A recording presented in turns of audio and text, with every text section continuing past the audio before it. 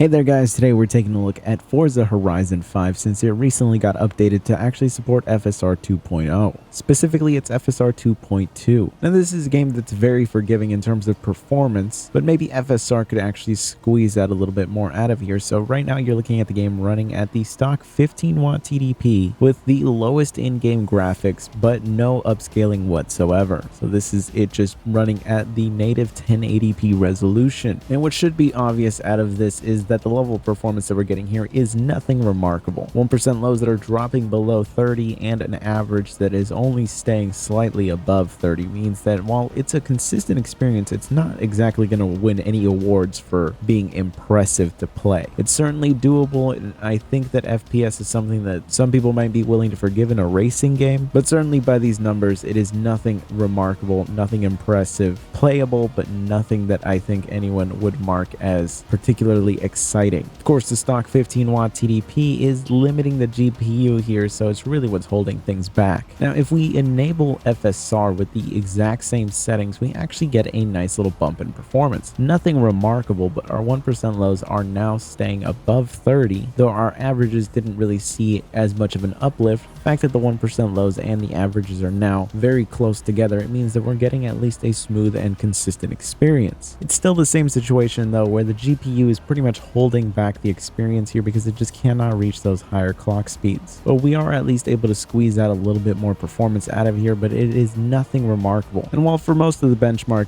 the 1% lows stayed in the 30 range, it did end up dropping below that for a certain section until it eventually recovered back into the 30 section. Though unfortunately, it doesn't end up being that much better of an experience over what we were getting at native, mostly due to the fact that FSR 2.0 in general does have some noticeable overhead, but it does at least overall include some performance uplift, though nothing remarkable. Now, another option is actually to use the Fidelity FX CAS upscaling, which is essentially just the oldest version of what would eventually become FSR. This was a technology that AMD was using for a couple of years before, where really all it does is render the game at a lower resolution and then run a very basic sharpening filter over it. It really is overall just a very basic precursor to what FSR 1.0 ended up being, but because of how basic it is, it actually did end up having very little overhead in terms of performance. So our 1% lows were now very close to 40, with our averages now hitting in the 50 range. This is of course running at the performance preset for the Fidelity FX. So actually a pretty impressive result, though visually the game does not look great. We are running at a resolution that is far below the 1080p that we're running natively, and the sharpening filter that it uses doesn't exactly do an incredible job when you have to drop things down this low. But the performance that actually comes with it is actually really impressive overall. I kind of had pretty low expectations at this point that we would get anything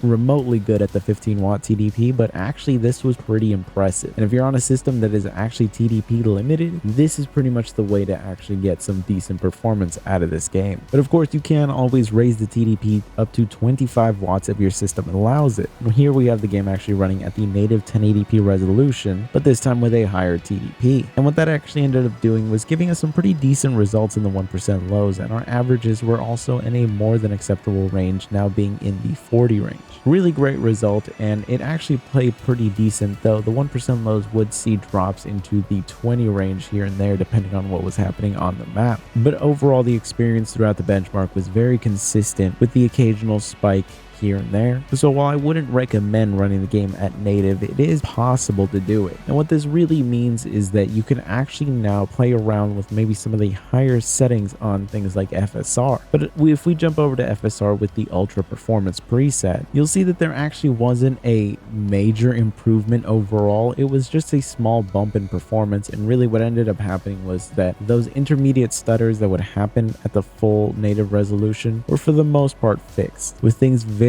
rarely dropping into the 20s range and very quickly just recovering back into the 30 range. It's certainly not remarkable, and overall the numbers are not that different from just running it at the native resolution. Really, the biggest benefit was just the fact that we got some reduction in the amount of stutters that would actually happen throughout the gameplay. So I would say it's still a win for FSR, though by not a significant margin at all. And at this low of a setting, the visuals do take kind of a hit, so I would experiment and see what settings actually work out for you depending on what you're doing in the game.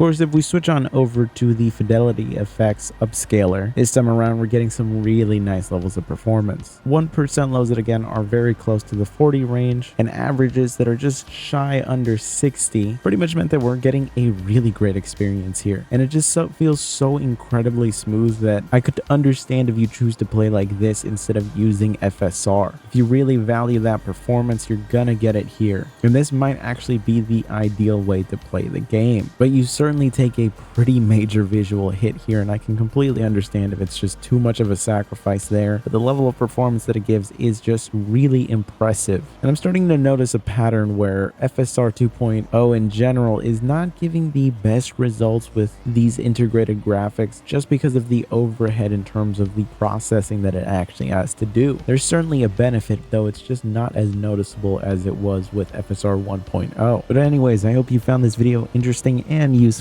If you did, be sure to subscribe, and I will see you guys in the next one.